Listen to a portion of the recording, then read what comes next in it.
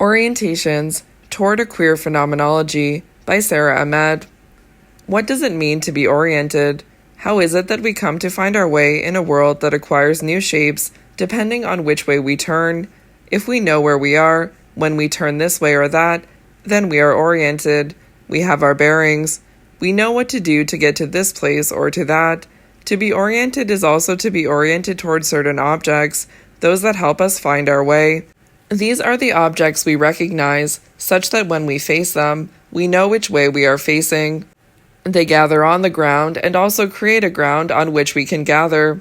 Yet objects gather quite differently, creating different grounds. What difference does it make what we are oriented toward?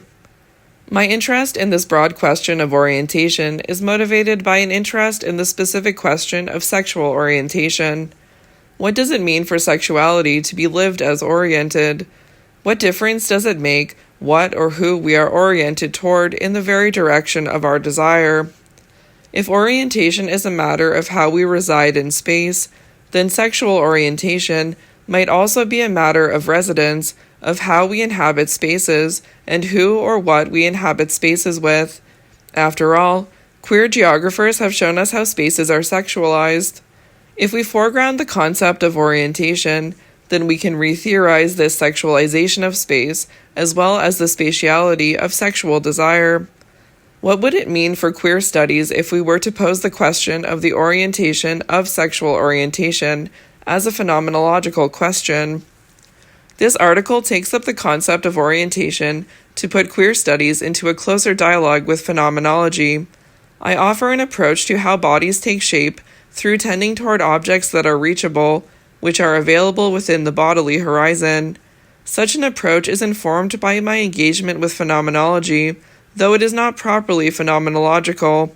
One suspects that a queer phenomenology might enjoy this failure to be proper. Still, you might ask, as others have, why start with such an engagement?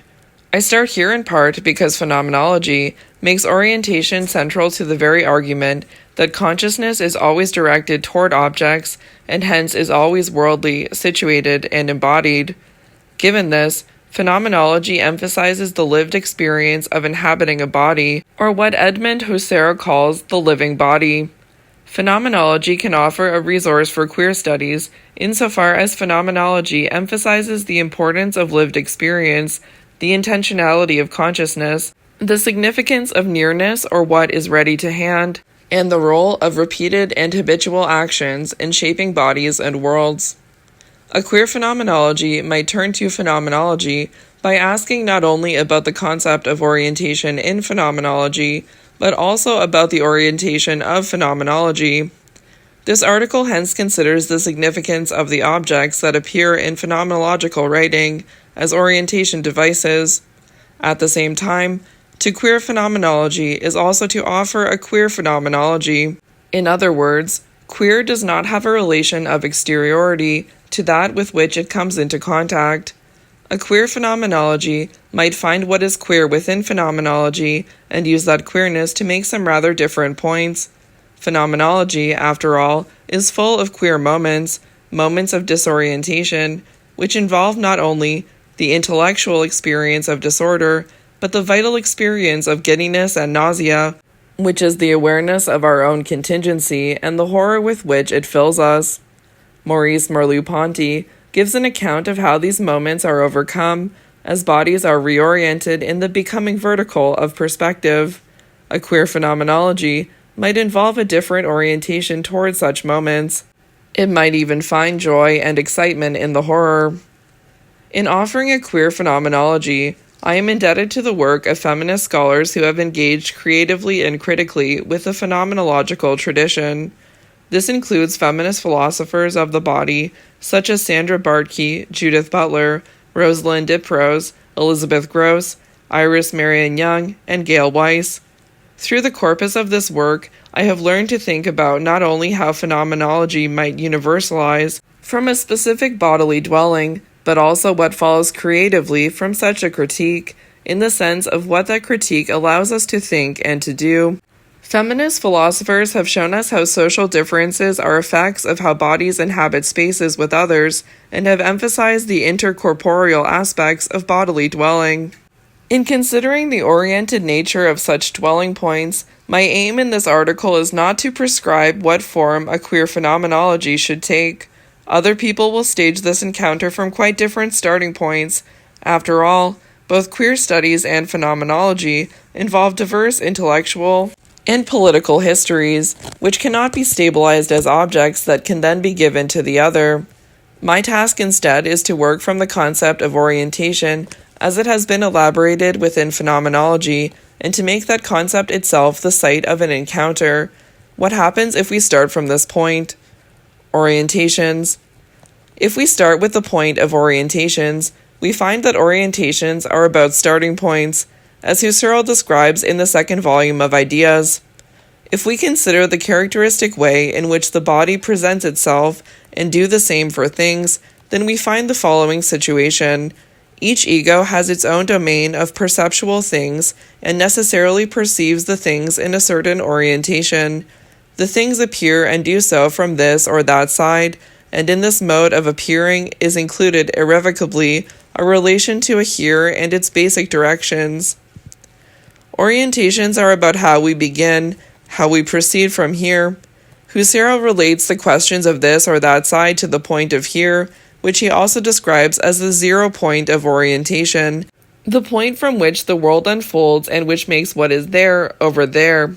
It is from this point that the differences between this side and that side matter. It is also only given that we are here at this point that near and far are lived as relative markers of distance. Alfred Schutz and Thomas Luckmann also describe orientation as a question of one starting point. The place in which I find myself, my actual here, is the starting point for my orientation in space. The starting point for orientation is the point from which the world unfolds, the here of the body and the where of its dwelling. At what point does the world unfold? Or at what point does Husserl's world unfold? Let us start where he starts, in his first volume of Ideas, which is with the world as it is given from the natural standpoint. Such a world is the world that I am in, where things take place around me and are placed around me. I am aware of a world spread out in space endlessly. Phenomenology asks us to be aware of the what that is around. After all, if consciousness is intentional, then we are not only directed toward objects, but those objects also take us in a certain direction. The world that is around has already taken certain shapes as the very form of what is more and less familiar. For me, real objects are there, definite, more or less familiar, agreeing with what is actually perceived without being themselves perceived or even intuitively present. I can let my attention wander from the writing table I have just seen or observed, through the unseen portions of the room behind my back to the veranda, into the garden, to the children in the summer house, and so forth, to all the objects concerning which I precisely know that they are there and yonder in my immediate co-perceived surroundings. The familiar world begins with the writing table, which is in the room. We can name this room as Husserl's study, as the room in which he writes. It is from here that the world unfolds. He begins with the writing table and then turns to other parts of this room, those which are, as it were, behind him. We are reminded that what he can see in the first place depends on which way he is facing. The things behind him are also behind the table that he faces. It is self-evident that he has his back to what is behind him. A queer phenomenology, I wonder, might be one that faces the back, which looks behind phenomenology, which hesitates at the sight of the philosopher's back. So having begun here, with what is in front of his front and behind his back, Husserl then turns to other spaces, which he describes as rooms and which he knows are there. These are spaces insofar as they are already given to him as places by memory. These other rooms are co-perceived. They are not singled out, and they do not have his attention, even when he evokes them for the reader. They are made available to us only as background features of this domestic landscape. In Husserl's writing, the familiar slides into the familial. The home is a family home, a residence inhabited by children. They are in the summer house, he tells us. The children evoke the familial only through being yonder, being at a distance from the philosopher, who in writing about them is doing his work. They are outside the house, yet part of its interior, near the veranda, which marks the edge, a line between what is inside and what is outside. In a way, the children who are yonder point to what is made available through memory or even habitual knowledge. They are sensed as being there, behind him, even if they are not seen by him at this moment in time. The family home provides, as it were, the background against which an object, the writing table, appears in the present, in front of him. The family home is only ever co-perceived, and allows the philosopher to do his work. By reading the objects that appear in Husserl's writing, we get a sense of how being directed toward some objects and not others involves a more general orientation toward the world. The objects that we direct our attention toward reveal the direction we have taken in life. If we face this way or that, then other things, and indeed spaces, are relegated to the background. They are only ever co-perceived. Being oriented toward the writing table not only relegates other rooms in the house to the background, but also may depend on the work done to keep his desk clear, that is, the domestic work that might be necessary for Husserl to turn the table into a philosophical object. Some things are relegated to the background to sustain a certain direction, in other words, to keep attention on the what that is faced. Perception involves such acts of relegation that are forgotten in the very preoccupation with what it is that we face. We can pose some simple questions.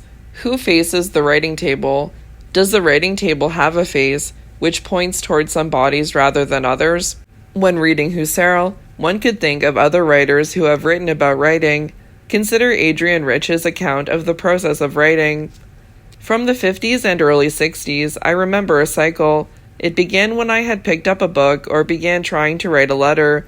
The child or children might be absorbed in busyness in his own dream world, but as soon as he felt me gliding into a world which did not include him, he would come to pull at my hand, ask for help, punch at the typewriter keys, and I would feel his wants at such a moment as fraudulent, as an attempt, moreover, to defraud me of living even for 15 minutes as myself. We can see from the point of view of the mother, who was also a writer, a poet, and a philosopher, that giving attention to the objects of writing, facing those objects, becomes impossible. The children, even if they are behind you, literally pull you away. This loss of time for writing feels like a loss of your own time, as you are returned to the work of giving your attention to the children.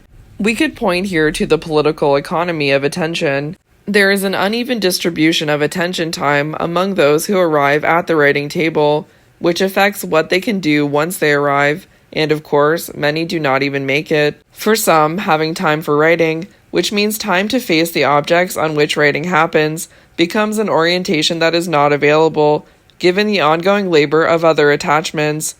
So whether we can sustain our orientation toward the writing table depends on other social orientations, which affect what we can face at any given moment in time. We can consider perhaps how one's background affects what it is that comes into view, as well as how the background is what allows what comes into view to be viewed. In ideas, the relegation of unseen portions and the rooms to background, as the fringe of the familiar, is followed by a second act of relegation. For although Husserl directs our attention to these other rooms, even if only as the background to his writing table, he also suggests that phenomenology must bracket or put out of action what is given, what is made available by ordinary perception. If phenomenology is to see the table, he suggests, it must see without the natural attitude, which keeps us within the more and less familiar. By putting aside what is familiar, the world that unfolds from the writing table, Husserl begins again and reorients our attention to the table as that which is seen. I close my eyes. The other senses are inactive in relation to the table. I have now no perception of it. I open my eyes and the perception returns. The perception, let us be more accurate, under no circumstances does it return to me individually the same. Only the table is the same, known as identical through the synthetic consciousness, which connects the new experience with the recollection. The perceived thing can be, without being perceived, without my being aware of it even as a potential only, in the way of actuality, as previously described, and perhaps even without itself changing at all. But the perception itself is what it is within the steady flow of consciousness, and is itself constantly in flux. The perceptual now is ever passing over into the adjacent consciousness of the just past, a new now simultaneously gleams forth, and so on. This argument suggests the table as object is given as the same as a givenness that holds or is shaped by the flow of perception. Indeed, this is precisely Husserl's point. The object is intended through perception. As Robert Sokolowski describes, when we perceive an object, we do not just have a flow of profiles, a series of impressions. In and through them all, we have one and the same object given to us, and the identity of the object is intended and given. Given this, the story of the sameness of the object involves the specter of absence and non-presence. For despite the self-sameness of the object, I do not see it as the self-same. I never see it as such. What it is cannot be apprehended, as I cannot view the table from all points of view at once. The necessity of moving around the object, to capture more than its profile, shows that the other sides of the object are unavailable to me at the point from which it is viewed, which is why it must be intended. Husserl then makes what is an extraordinary claim. Only the table remains the same. The table is the only thing that keeps its place in the flow of perception. I want to make a rather queer connection between Husserl's thesis of intentionality and the concept of the behind. Husserl points to the spectrality of sameness. If the table is the same, it is only given that we have conjured its missing sides. We could translate this as, if the table is the same, it is only given we have conjured its behind. What is behind the object for me is not only its missing side, but also its historicity, the conditions of its arrival. Husserl suggests that inhabiting the familiar makes things into backgrounds for action. They are there, but they are there in such a way that I do not see them. The background is a dimly apprehended depth or fringe of indeterminate reality. Rather than thinking of this table as being in the background, or the background being around the table, I want us to consider how the table itself may have a background. We can recall the different meanings of the word background. A background can refer to the ground or parts situated in the rear, such as the rooms in the back of the house, or to the portions of the picture represented at a distance, which in turn allows for what is in the foreground to acquire the shape that it does as a figure or object. Both of these meanings point to the spatiality of the background. We can also think of background as having a temporal dimension. When we tell a story about someone, for instance, we might give information about their background. This meaning would be about what is behind, where what is behind refers to what is in the past, or what happened before. We might speak also of family background, which would refer not just to an individual's past, but to other kinds of histories, which shape an individual's arrival into the world, and through which the family itself becomes a social given. Indeed, events can have backgrounds. A background can be what explains the conditions of emergence, or an arrival of something, as the thing that it appears to be in the present. So if phenomenology is to attend to the background, it might do so by giving an account of the conditions of emergence for something, which would not necessarily be available in how that thing presents itself to consciousness, which is, after all, the presentation of a side. If we do not see, but intend, the behind of the object, we might also not see, but intend, its background in this temporal sense.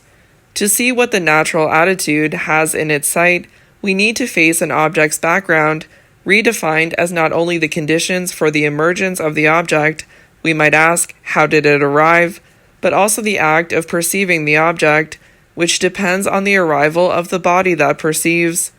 The arrivals must coincide if the object is to be faced. The background to perception involves such intertwining histories of arrival, which would explain how Husserl got near enough to his table for it to become both the object on which he writes and the object around which his phenomenology is written. After all, phenomenology has its own background, its own conditions for emergence, which might include the very matter of the table.